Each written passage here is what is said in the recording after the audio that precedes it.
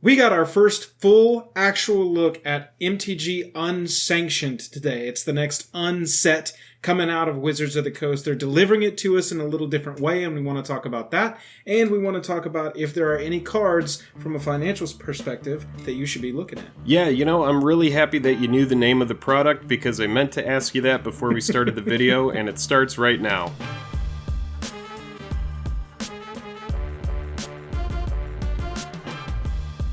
Special thanks to our Patreon supporters who power our channel. Check out our Patreon for monthly giveaways, exclusive content, and even a starring role in our fan fight series. Link in the description below. Hello and welcome to the day. Thank you for spending your time with us. I'm Jake. I'm Joel. Welcome back to another episode of Jake and Joel Are Magic. We are going to talk about Unsanctioned and what we think the financial implications of this set are going to be. But first, if you like the video by the end of it, consider subscribing. Really helps out the channel. Let's go ahead and get into this because I know people are ready to talk about the lands. Yep. Jumping over here to the cards, I gotta say, when these started getting spoiled today, I was laughing. The set does make me giggle. I particularly liked Flavor Judge.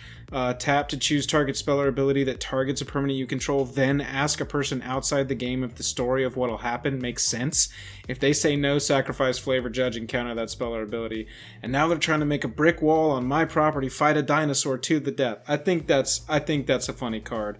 And then when I saw the name Alexander Clamilton, I laughed again because I think that's a funny name for a card. Now, past being a novelty, which I know you just give zero shits about, I don't know what else this set really offers for us, but I know that there are customers. I know that there are customers for this set. There are players that really liked the last set. It got a little overhyped and then completely died off.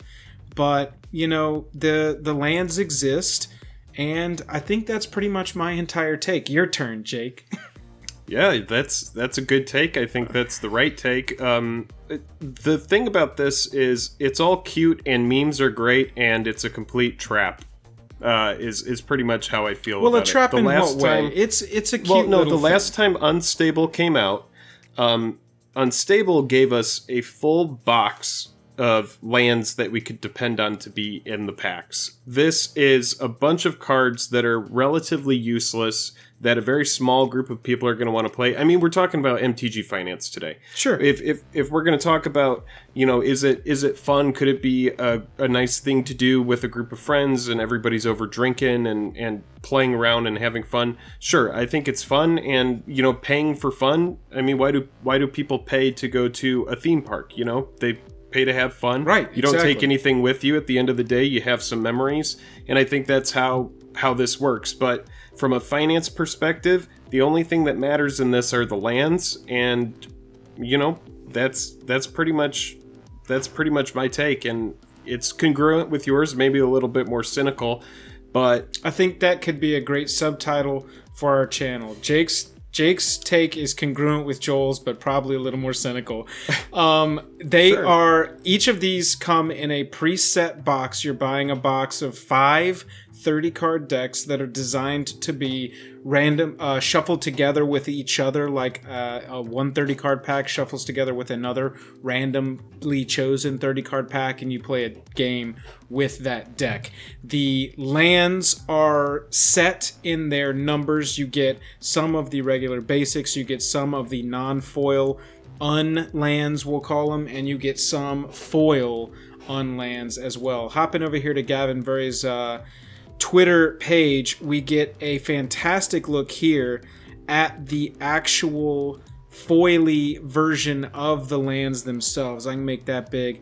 I mean, I gotta say, they look very, very gorgeous. I really like these. I've seen a lot of differing opinions on them on the internet today.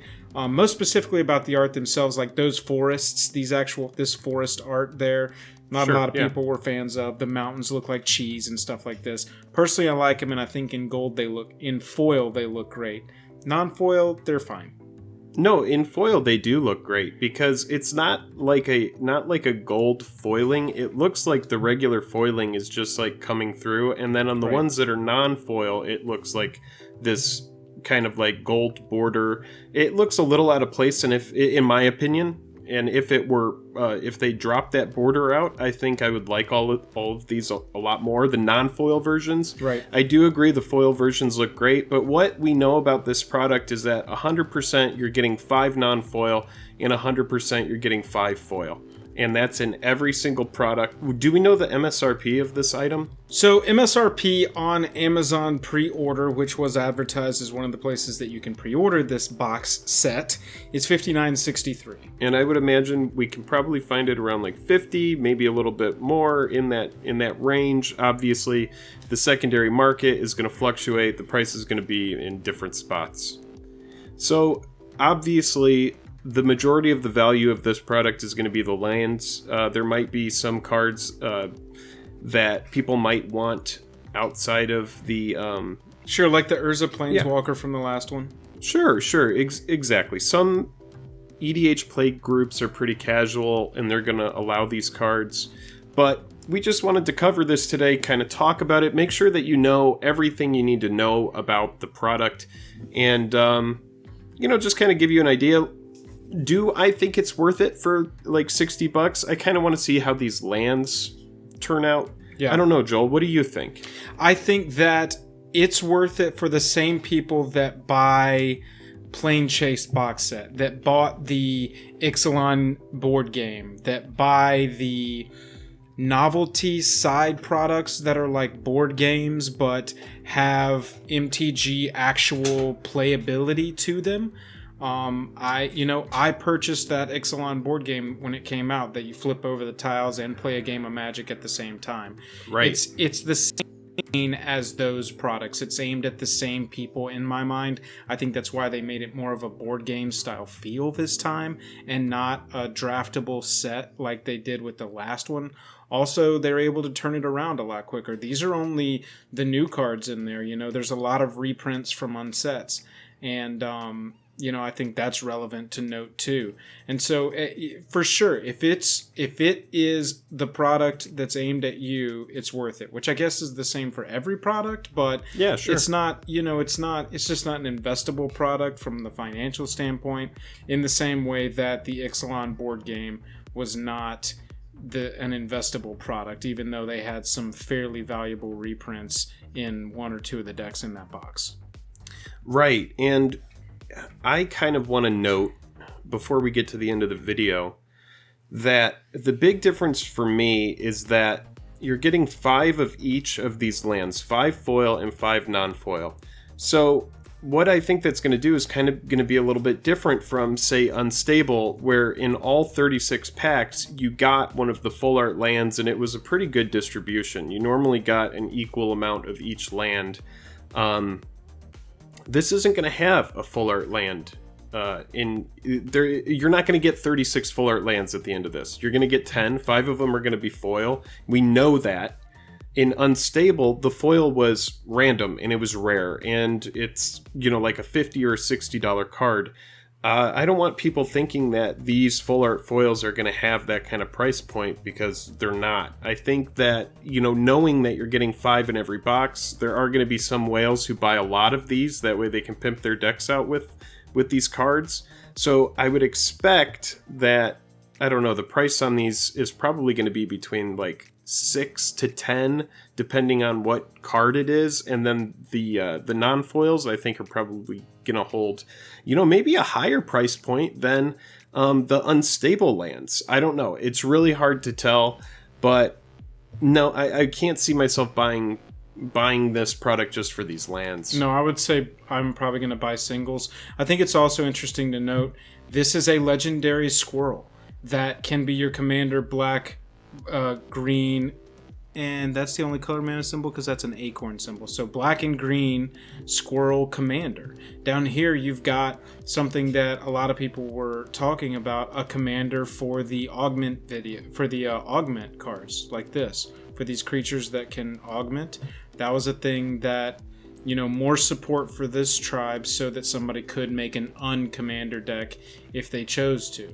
It is providing some things for some people, and I appreciate that. I do like the creativity. I mean, I pulled it up a while ago. Timmy Power Gamer put a creature card from your hand onto the battlefield. Spirit of the Season. I mean, that's really good. Yeah, Spirit of the Season has different abilities depending on what season it is. I mean, I think these are cool ideas that could never be in an actual set.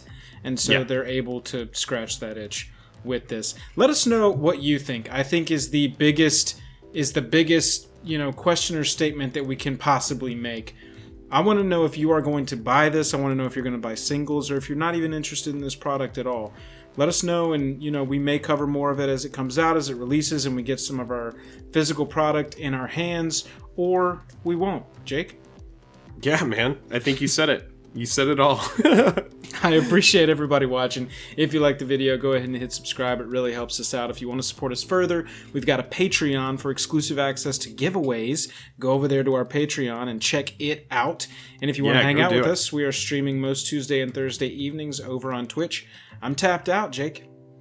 And I am tapped into the Matrix. Okay, all right. I don't know what that means. Matrix 4 coming out later this year, maybe next year, starring Keanu Reeves. Bye.